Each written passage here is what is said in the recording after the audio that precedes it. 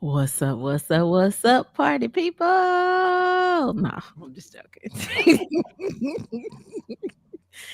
Oh, see, team no sleep. Um, hey y'all, we're back. I missed y'all. How was the week? It was good. All right, It was a week. it was a week. It was a week. It's too cold, but it was a week. It was way too cold. It Way was too cold. ridiculous. How you doing, Miss Nicole? I mean, I'm sorry, good. officer. Let me put my formal stuff on. Officer Nicole Craig, how are you? I'm good. How are you? I'm good. All right, family. So tonight, we are going to continue the discussion we've been having this month regarding slavery and human trafficking because this is Slavery and Human Trafficking Prevention Awareness Month. Um, it is a very pertinent topic, especially in DFW. We have been learning each week how prevalent human trafficking is in DFW.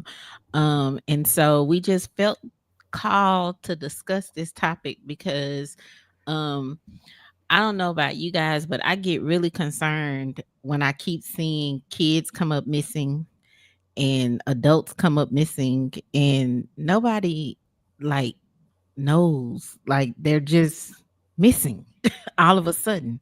um and so I just feel like part of that is related to human trafficking. And we've discussed that there are different types of human trafficking. And so, again, we're just going to continue the discussion this week, and we're going to talk about human trafficking this week from a law enforcement perspective because I feel that it is important not only for us to recognize how it impacts us as individuals in the community, but also what it's like for our law enforcement agencies to fight such um a crime. Because I mean, I'm sorry, I still do not understand how you can fathom treating people in this manner. I just don't get it. My mind don't work like that. So our guest today is an 18-year veteran with the Dallas County Sheriff Department. She is certified in marriage and family therapy. She has a master's degree in forensic psychology, and she also has a bachelor's in health science. So, family, help me welcome to our convo platform, Officer Nicole Craig. Look at you having background everything together, don't you? So, Officer Craig, thank you for joining us this evening. Thank you for having me.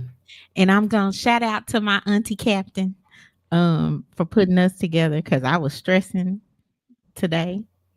And so she said, "Oh, I have the perfect person for you."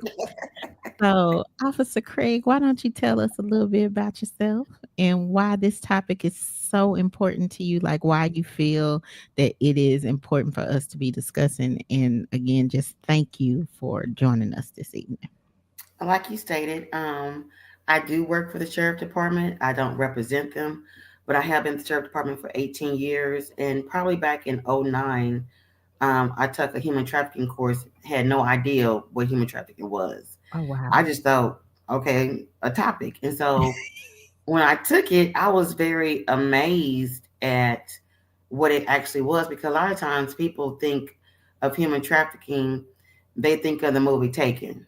Mm-hmm. No, that's not human trafficking. Mm-hmm. And so I actually got into it and was really intrigued about learning about human trafficking. And so I even actually joined an organization called Traffic 911, who actually does the rescue and for human trafficking and advocate for human trafficking victims.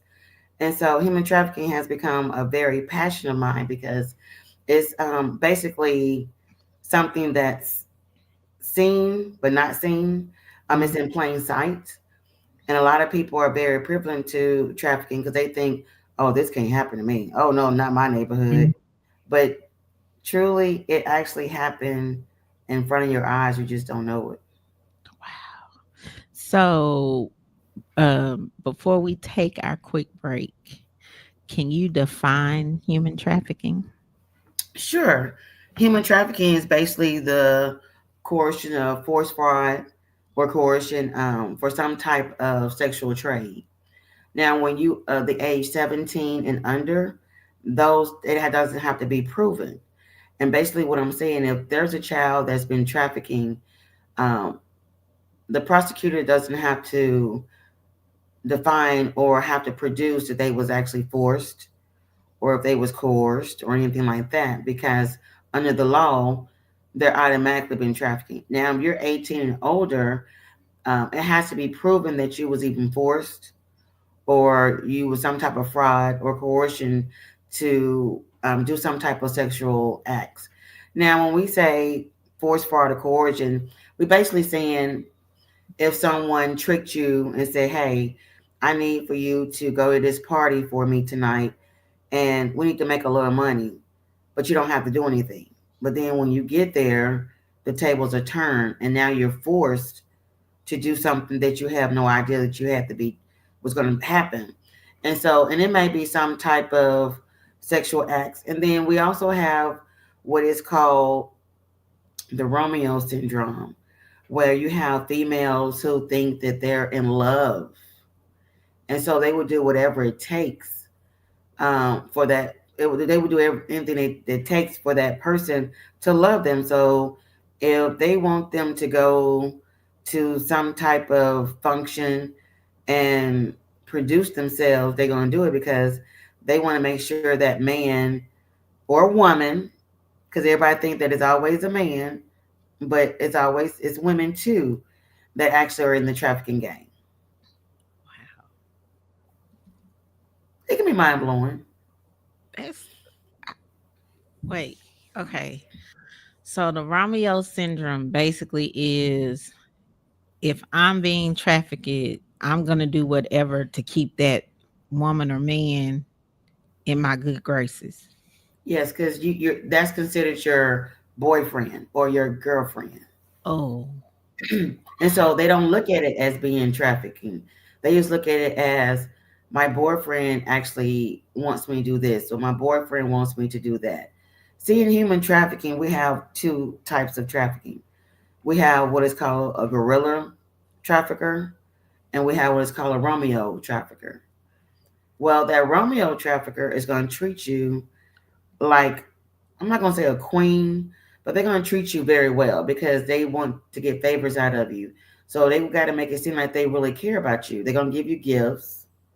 They're going to make you feel like you're on top of the world. wow, Now, as far as a gorilla, they don't care.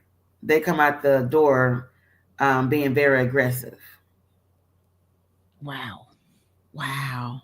Yeah. But most of the time, your traffickers are going to be someone that's going to coerce that victim Mm, because you got to realize human trafficking is the number two as far as leading profits in the world. We're talking about $58 billion in profit. wait. I know that's probably a little statistic that you probably didn't ask me for, but trafficking is about to be number one in the in global because you got to think about it. When it comes to drugs, when you sell drugs, what happens when you sell that drug? Like you make money, but You have to go back and replenish that, right? yes, Okay, with trafficking, I can take five females and use them over and and no. over and Oh, over and over. but I don't she have to said replenish 22 them. billion. 23 $23 billion. global. We're talking about United States and overseas. So it's becoming, Jesus. um, it's number two, and it's actually succeeding to be number one because you got to look at gang members now. Um, when you got drugs, you can get caught with drugs, right? Right. Trafficking is very hard to prove. Wow. Ooh. Uh yeah, we need to take a break on that one. $23 billion. We'll be Estimate. right back. Wow. I just we'll be right back. We're gonna take a quick break. I need I, I gotta wrap my head around that.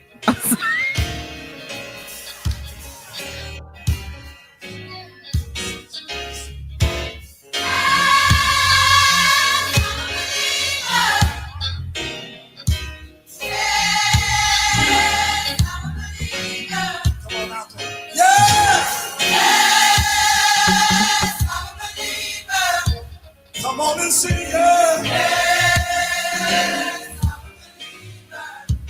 Sing, yeah. I'm a believer. Hey, hey, hey. Everybody sing, yeah. I need a witness. Everybody sing, yeah.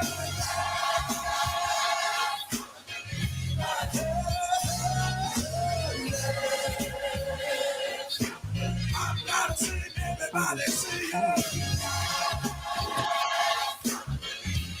I'm a believer.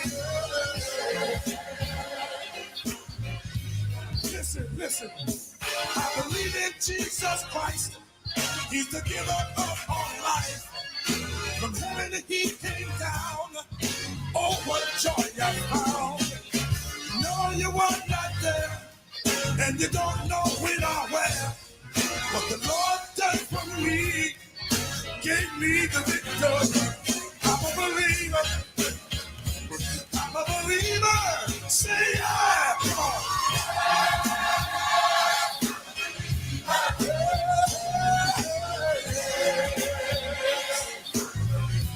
I'm not ashamed. Say yeah.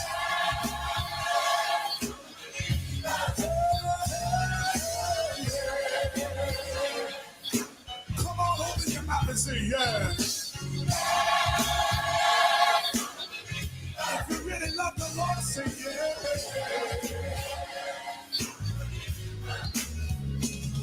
I believe in Jesus Christ. He's the giver of all life. From heaven he came down. Oh, what joy I found. No, no, you were not there. You don't know when or where. What the Lord done for me gave me the victory. I'm a believer. I'm a believer. Say yeah.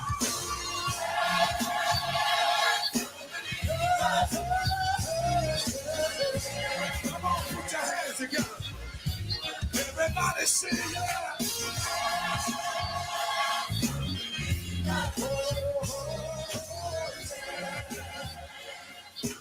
Come on, everybody, lift your voice and say yeah.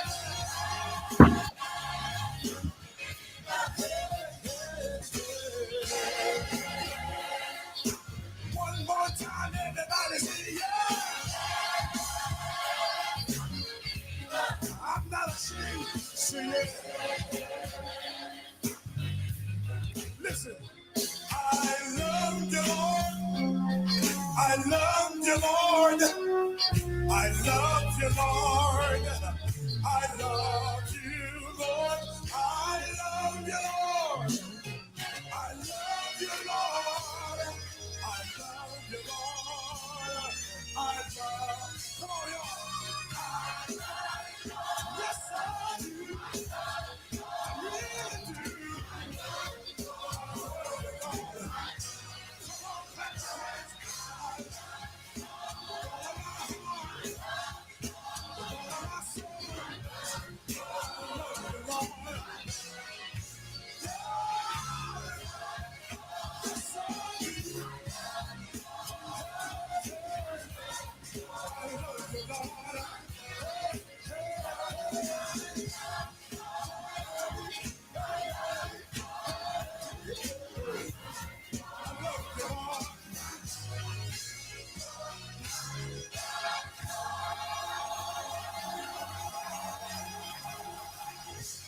Hallelujah. How many love the Lord tonight? How many love the Lord? Wow. Okay, Miss Nicole, we back, and I'm still tripping on this $23 billion. This Well, is it. actually, let me make a correction. According to the Monique Barr Foundation, it actually is much higher than that. It's actually 32 billion. It has grown to 32 billion annually since 2024 was the when it came out. This actually research came out because you got to look at it. Um, you're looking at maybe 200, an estimate of 244 American children and youth estimated to be in child sex exploitation trafficking, with 30. 50% of children and then 80% of being women and girls. So um, it used to be 32, but it used to be 23, but now it has grown to 32 billion a year, 32 billion a year global wise, global. globally generated from trafficking. Yep. Because you got to remember, I can, like I said earlier, I can have 5 women. And if I tell those 5 women that they're actually, you give them a net worth what they have to do. If I said, I need for you to make $1,000 tonight, well, that's 5 females, right? Yep. And one night I can make what? $5,000. Shh. Because if I say, don't come back until you have my money. And so they do whatever it takes to get that $1,000 because if they don't, they're going to have some type of consequence. Oof. I, man. Now remember, that's just the first night. Okay, what about the second night? I got Right. them same 5 females, correct? Their quota is 1,000. So now we didn't actually made $10,000 in 2 days. Shh. I just don't even. Mm, that's Yeah, I mean, it's very sometimes it's very mind blowing when you think of it like that. Sometimes if you're new coming in into the circle of trafficking, we this was called a stable. And a stable is a group of females, and they have what is called a bottom B, um, or bottom girl, and that bottom girl is over the stable, and that stable is a group of females that are trafficking, and they have a quota every night. And sometimes if they're brand new, their quota might be $500. And so you got to think, even if I got 5 females and uh, their goal that night is 500. Well, I done made $2,500 in that one night off them 5 females. Then as they progress, I raised the bar. mm, I might say, hey, tonight I need for you to make 15. So now I done made $7,500 that night. man. I Mind just blowing. it is mind blowing. So So just imagine that's just 5 females. So what if I got a staple of 10? again, my mind goes to I am not a criminal. I Okay. just don't even think to use people in that manner. Like that. Wow. First of all, it's very entrepreneurial. Yes. No, I'm just gonna be honest. It really is because if you have that kind of charisma where you can get people and draw people in and then keep them in bondage to you and just pimp them out, that's that's some talent. Well, it's also psychological. When you talk about trafficking, you have to get their mindset first. You have to get into their minds. So once you got them psychologically, then everything is fair game. Now, when it comes to trafficking, I'm not going to say that it's just roses all the time for Right. these young women because trafficking, there's no age limit because you have men that may want a 9-year-old girl. And so that trafficker might say, okay, let me find a 9-year-old.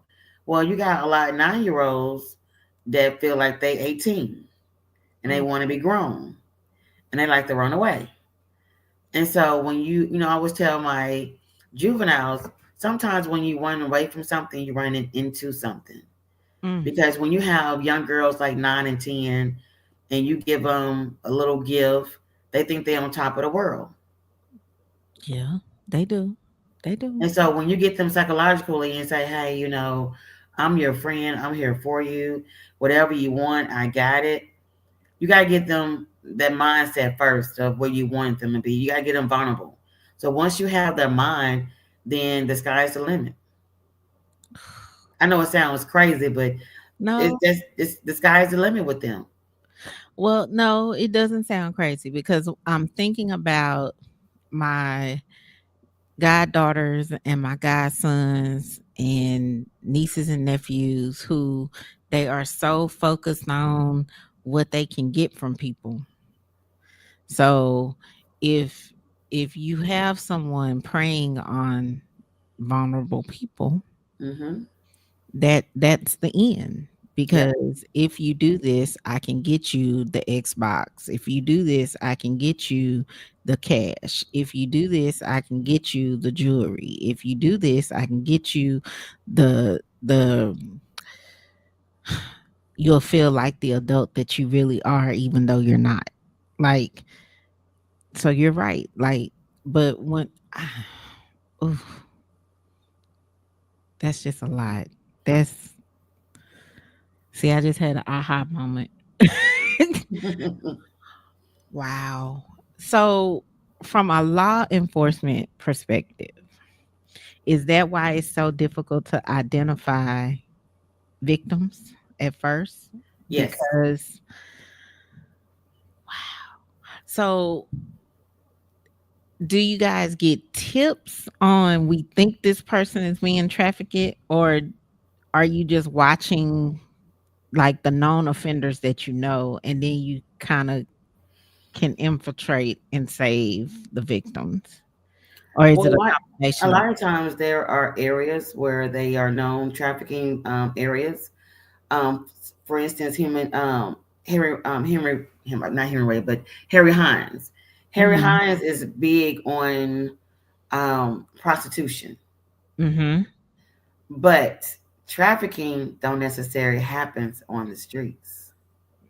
See, people think true. it's a big I trafficking. No, the way trafficking works is that they go to parties, they go to events. And Yeah, so when there's been a tip of saying, hey, this person may be a trafficker. Now you gotta remember a trafficker don't necessarily have to mean there's a dope dealer. A trafficker is a doctor, a trafficker is an attorney, mm, a trafficker can be a teacher, someone that you don't really would think that they're a trafficker.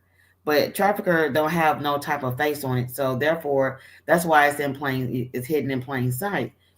Because I can go to a party with a young lady or male, and I can say, okay, tonight I need for you your goal is 1,500. Work the room, and so you can work that room and not know what's going on.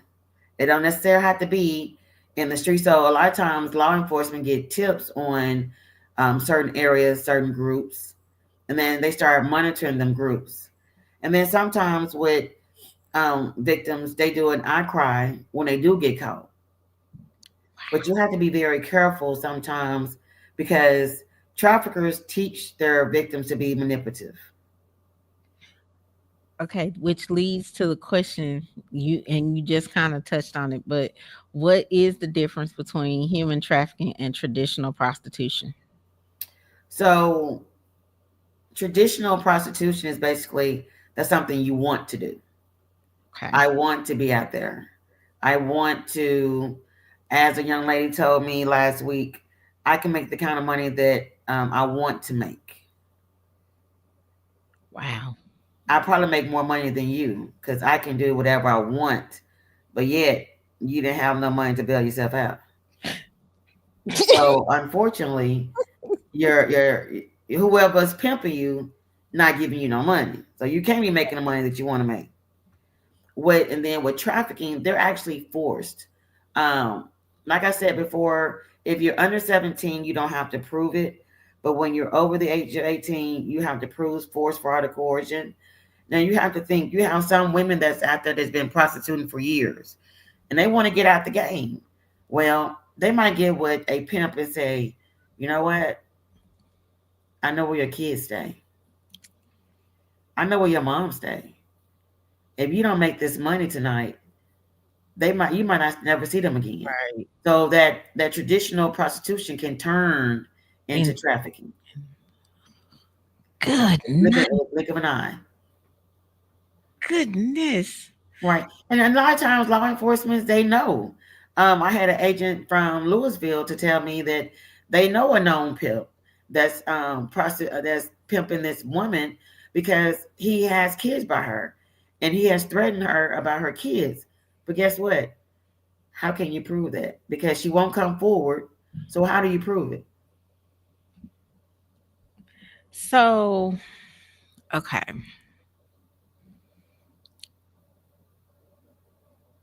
I, I'm trying to word this question correctly. It's no way. Look, it's no right or wrong way. You just got to come out with it. Okay, so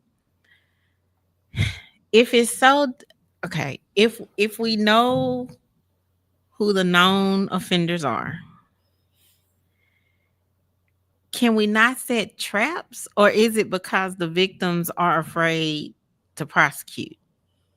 Both. 'Cause- mm, When you okay. have, like I said, most traffickers are Romeo pimps. So if I have led you to believe that I'm your boyfriend or girlfriend, and we have that a trap has been set, and they're not gonna see the trafficker because the trafficker is not gonna never be on scene. A Wow. trafficker is gonna be behind the scenes, so he's not gonna get caught or she's not gonna get caught. But those victims, when they get caught, if their mindset has been gone and it's psychological, well, they're not going to tell them that pimp. They're going to say, well, that's my boyfriend and I want to do this. I'm doing this because I love him. I'm doing this because if I don't, we're not going to be able to have no place to stay tonight. So my boyfriend and I have to have somewhere to stay. We got to eat. So that's the reason why I'm doing it for him. So when you get victims like that, the case is very hard to prove. So that's when many traps are set for these pimps because then now I gotta sit back and look at you and say, okay, this is the area that they're in. They're known for hotels, name brand hotels. We're talking about the Renaissance. We're talking about the Embassy Suites, the Crown Plazas, the Sheraton hotels.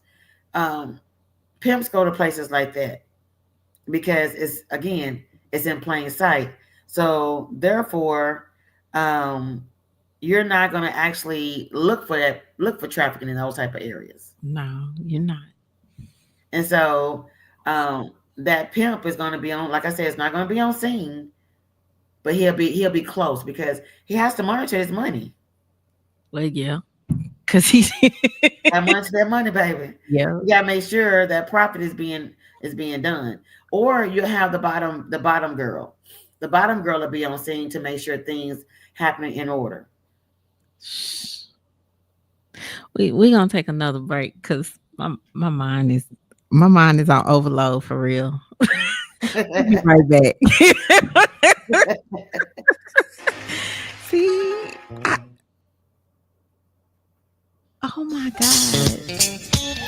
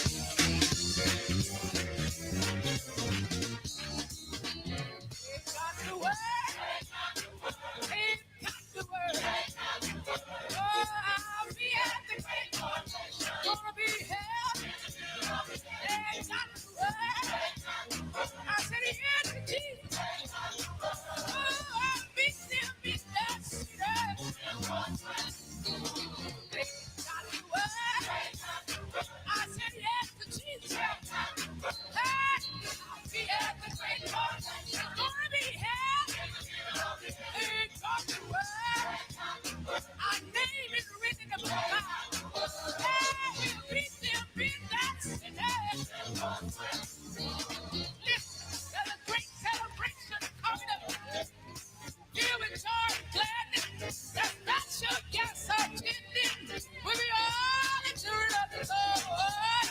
I got a manifestation. All the saints from every nation will be there. Be there. Be there. Be there. Be there when they crown him. They got the word. I say yes to Jesus. Oh, be at the great coronation. It's gonna be hell. They got the word. I say yes, Lord. We'll meet them in the city. Come on, quiet. Yeah. Say it, y'all. Woo! Hey.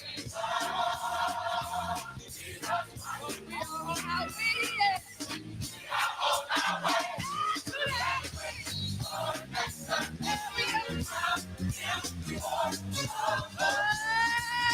But you got to wait. I guess that. You got to wait on me. I guess that. You can't crown it. Not until I get there. Not until I try to pray for. Not until the road is low. Not until the strong of sin. And the saints are go. And then we crown it. Crown him together. Crown him. Then we crown King Jesus. But you got to wait. I get there. You got to wait on it. I get there. You can't crown it. Not until I get there. Not until the road is low. Not until the world of sin. And the saints are low. And then we're crowning. Crowning. Crown him. Crown him, y'all. Then we're crowning. And we gonna have as a great coronation. We're gonna have a good time. When we get over the hump, we're gonna have a good time. Oh, what a beating, y'all.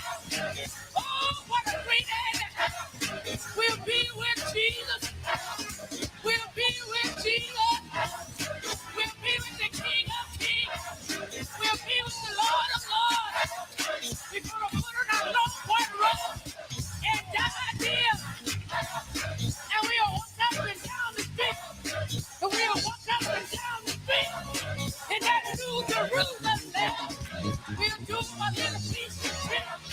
We're gonna sit out at the welcome table. We're gonna listen to a concert by the end director of our neighbor. Then I do a little holy dance. I do a little holy. Hey, we have a good time. Will you be there? Will you be there? Will you be there? King Jesus will be there, y'all. No more pain and sorrow. No more death and tears. We'll be with Jehovah God. We'll be with Jehovah Shalom. Nothing but peace. Nothing but peace. Yeah, peace, y'all. Gonna pour that gold on the city. And we gonna shine around him. And we gonna shine around him. And we gonna shine around him. Yeah, good time. Yeah, good time. Happy time. Happy time. Good time. Good time. With Jesus. We'll be there. Be there. Be there. Be there. Hey. Hey, y'all. Hey. We'll be there. We'll be there.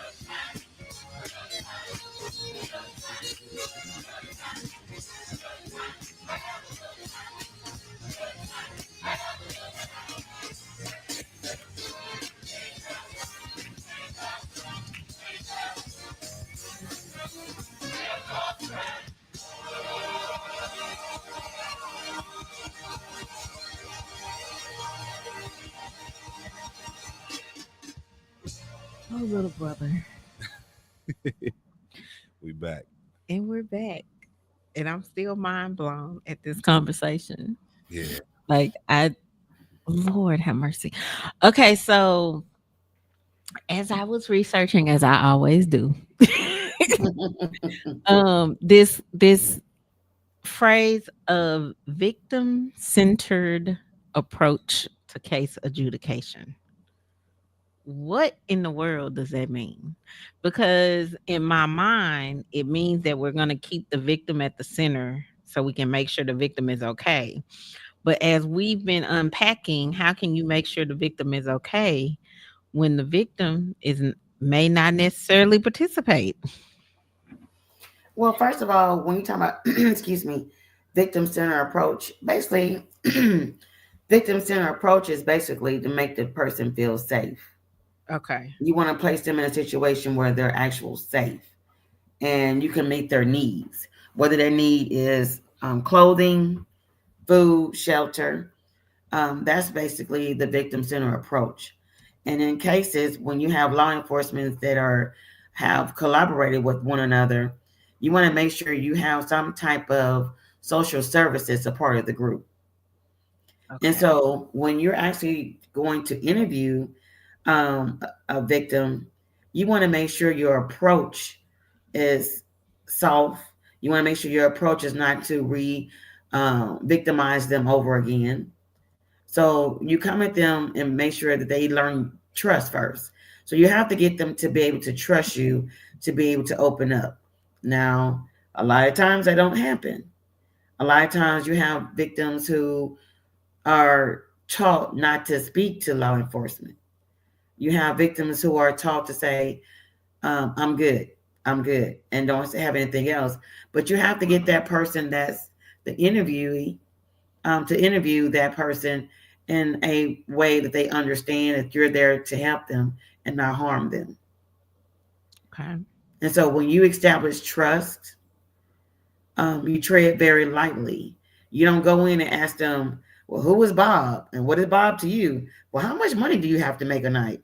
You can't ask those type of questions. You basically ask them, how are you? What can we do for you? Okay. That And makes that's victim sin. That's when you. That's how you your approach is. You have to. The approach is to make them feel like they're safe and make them feel that they can actually talk to you about anything. So you can begin to ask them, "How are you today?" okay. What is it as a community can we do to help law enforcement? Be vigilant. Don't look the other way. You know, a lot of times we always say, "You see something, say something." You don't necessarily have to get involved because you don't. If you try to get involved, you don't know what you're actually getting involved in, and you can make the situation that much worse. But as a community, we can be vigilant. If we see an older man, with a young girl, and she's dressed a certain way, and they're in a certain area, say for instance, a hotel lobby, that's not her daddy. I'm just saying, dad ain't gonna have you in the lobby dressed like, Right. you about to go in, and when I say that their dress code, I'm not saying they're in very skimpy because a lot of traffickers don't want that. Right. A lot of traffickers want their ladies or girls dressed very nicely. So you might be in the lobby with someone and you just kind of just pay attention to the body language where that person is got their arm, leading them by the arm. Mm, There's something may be up. And if you're suspicious, then you actually alert the security at that place and say, hey, I think you might want to watch this situation because you know she looks very young and he's leading her by the arm and he don't appear to be her daddy or her uncle. And so you gotta be, like I said, you gotta be vigilant. yeah. Or if you at a stop sign or a red light and you see a car and you got two females in the back and they got bathing suits on and it's 60 degrees outside, you know, that ain't normal. That is that. Sure not. It's not normal. It's And not. and you just want to, nothing hurts to say, "Hey, 911, this is the license plate of this car." I just think there's something suspect going on. There's two young girls who appear to have on bathing suits in a car with two men.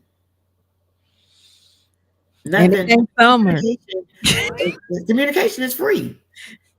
And That's if you're wrong, okay, well then I was wrong. But guess what?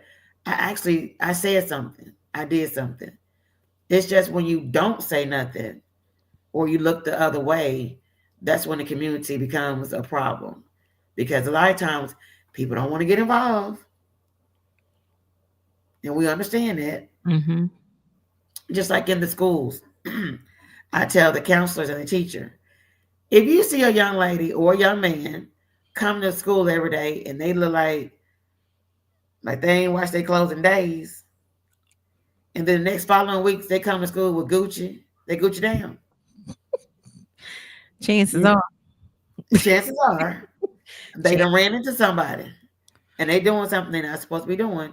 Or if you have a straight A student and all of a sudden the grades have dropped, that victim center becomes an approach by a school teacher or the counselor and say, "Hey, um, everything okay? Are you doing okay?"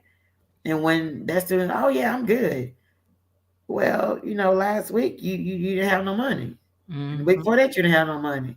But this week you giving out 20s to your friends. Help me. I'm not trying to be in your business, but Right. I just think something is going on. And then a lot of times you have, believe it or not, you got traffickers who actually pay other students to get students. Jeffrey Epstein. Yeah, yeah, No, it- yeah. that Seriously, is to me, that is like the poster child of trafficking. Because yes. when you look at that case, they were he and His I can wife. never pronounce her name. They were able to get those girls because one girl got the other, and one girl got the other, and one girl got the other, and then they kept them there because they threatened them, Mm-hmm. and everybody thought that either someone in the family was going to get hurt or they were going to get hurt, or but when you look at that case is like, oh my goodness, like how did people, and but like you said, um they were hiding in plain sight. He had a compound in Miami, a compound in New York, and then he had a whole island. Whole island. A And whole so we island. call those people who get other people recruiters. Yeah. So when you have a recruiter, you pay them a certain fee, but you say, "Hey, you know what? If you got some friends that want to come to a party tonight, I give you $500 if you bring me 10 friends just to go to a party." They make it to where it's enticing. So you're Mhm. going to entice your victims. And so with that particular case, he enticed these victims of saying you gave them gifts, you gave them Yep. trips, you gave them somewhere to stay, They you got gave them scholarship. jewelry. And so each compound didn't look like a compound. It looked No. like a resort. So Yep. these young ladies felt like they was on top of the world because they got to fly to an island. Oh my God, an Mhm. island? I'm on the Yep. beach. I get to do what I want. Okay, well then guess what? Now I'm going to introduce you to a little liquor, Mhm. a little recreational drug, Mhm. and now you partying. So I say, you know what? Hey, I got some guys over here that loves to see you dance. Okay, guess what? Now I'm feeling good. I'm on an island. I'm getting gifts. He told me if I able to get these gift different guys, I might get $1,000 tonight. Right. As a young girl, you thinking, wow, that's what's up. Right. And all I had to do was just hang out. Yes, that's how it starts. You hang out the first night, you might hang out the second night, but that third night, You're gonna have to produce. yes. Mm. All right. So, what an enlightening conversation. Yet again, I have learned a lot. um, Three things you want our Convo family to take away from this conversation tonight. Be vigilant. Um, just because you see somebody out there prostituting, ask yourself: Are they being forced to prostitute, or are they doing it on their own? Um, be advocates of young girls and young boys that are out there in these schools that are doing things that look suspect. Don't say, "Oh, she's so fast," or "Why is he playing on video games all night long?" Be vigilant what your kids do. I always tell parents, if your kid is playing video games and they playing with someone, know who they're playing with. Mm, Don't just allow your 9-year-old to be on a game and you don't know who you're playing with. right. Because it was just 2 weeks ago, I found an article where a 20, I think he was 27-year old man just showed up at this house, at this woman's house, and the young victim was 9. And he said, "I'm coming to play games." And she was like, "Sir, do you not know that she's 9?" And he was okay with it. So be vigilant of what your kids are actually doing. As a community, be vigilant in what you Mm, see. And it doesn't hurt to call 911 and give your suspect of what you're saying, because guess what? If you was wrong, okay, but what if you was right? You just saved a life. You just saved a life. And be always, and then in your churches, in your um different organizations, talk about it. Talk about it with kids. A lot of times people think trafficking is just a criminal. Well, guess what? You have attorneys, you have doctors, you have pastors. mhm. In Ohio, a couple of years ago, you had 3 pastors who were charged with human trafficking because they was victimizing their young adults in their church. So uh, trafficking is everywhere. It's in plain sight, and anytime you see something, say something. Don't act on it now, because you don't know what you're acting on. You don't want to get, traffickers are ruthless these days. They don't care who they hurt. And Right. you could be putting a victim In in danger. harm's way. And there's I always, there's a movie called 8 Days. And I encourage anyone who has children, nieces, nephews, to look at that movie, 8 Days. And everything that happened to this young lady happened in 8 days. And you have to be vigilant. I don't want to give away what the movie is about, but it's a Right. movie that's appropriate for all ages, Okay. simply because it involves recruiting, it involves teenagers, it involves parents. Um, a lot of times, people don't think it can happen to you, but it can. You know I'm a movie buff, so And I'm then gonna go. I encourage people to like I said earlier, I'm part of an organization called Traffic 911, which is an advocate for traffickees, and so they actually help rescue and help and have a 24-hour crisis line for anyone that needs services. And what Now, is once you are a victim and you become out of that life, because it's not an easy task. Sometimes it takes 7 tries. But once you reach that goal to no longer being a trafficker, you become a survivor. You're no longer a victim. Your role changed to survivor.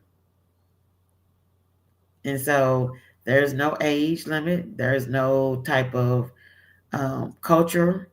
It's not a black thing. It's not a white thing. It's not a Hispanic thing. It's a people thing. mhm. Wow. The movie is available on Prime Video if you have a subscription.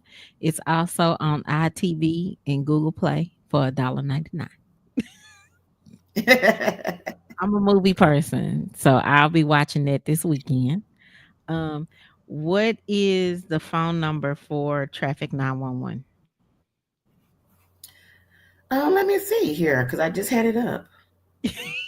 So the number, if you want to go to the website, is Traffic 911, and on that website, it'll give you the contact us Is it .org or and .com? traffic911.com, Okay. or you can just put in Traffic 911 and it should come up. Okay.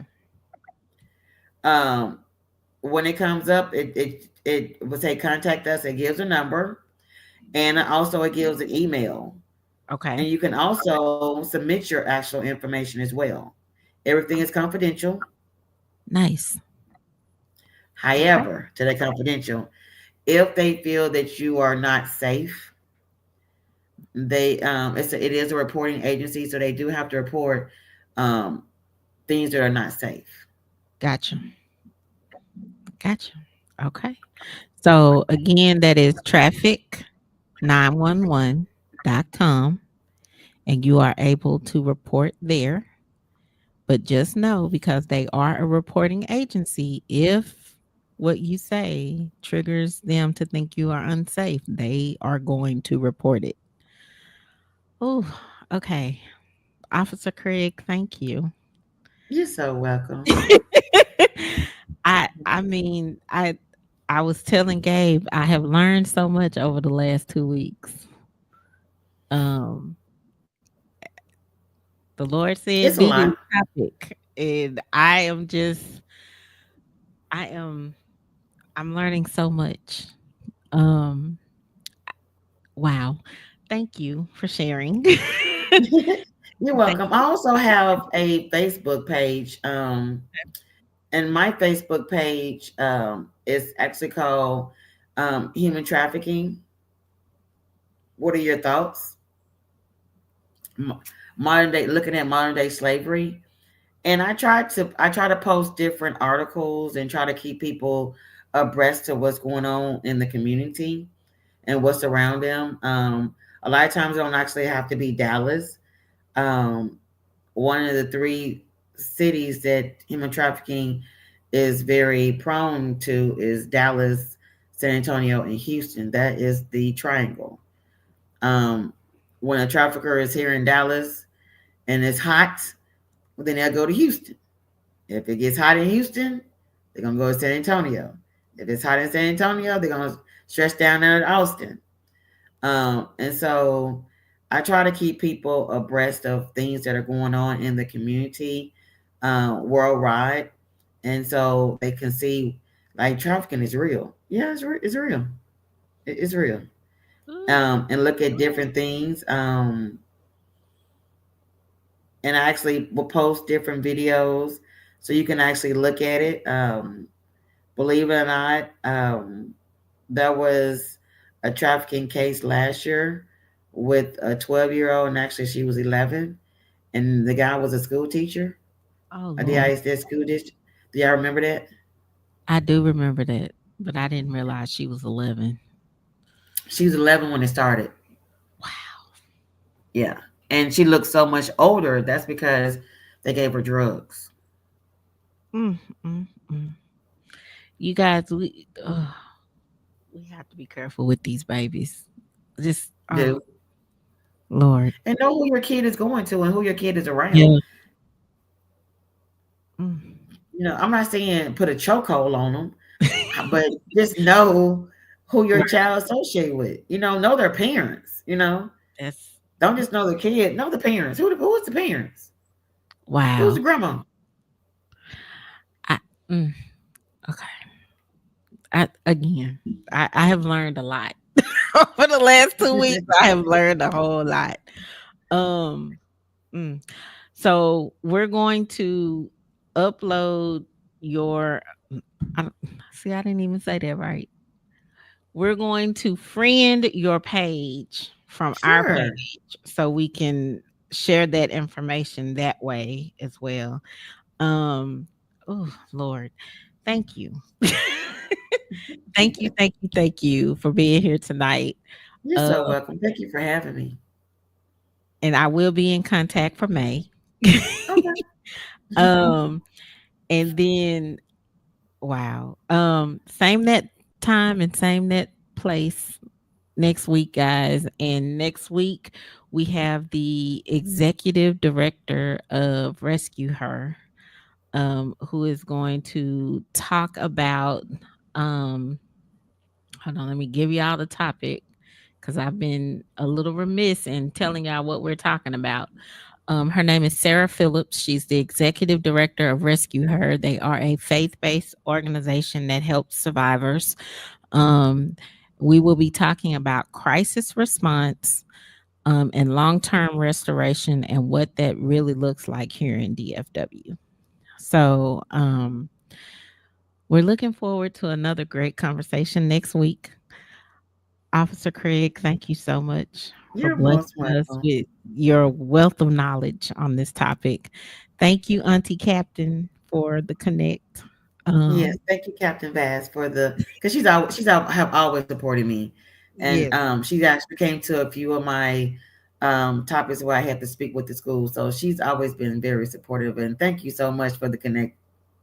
thank you, Auntie Captain. um, we'll see you guys next week, and hold tight, Officer Craig.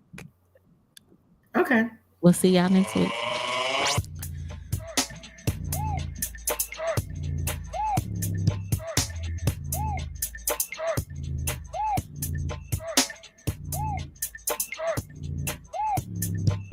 I just did.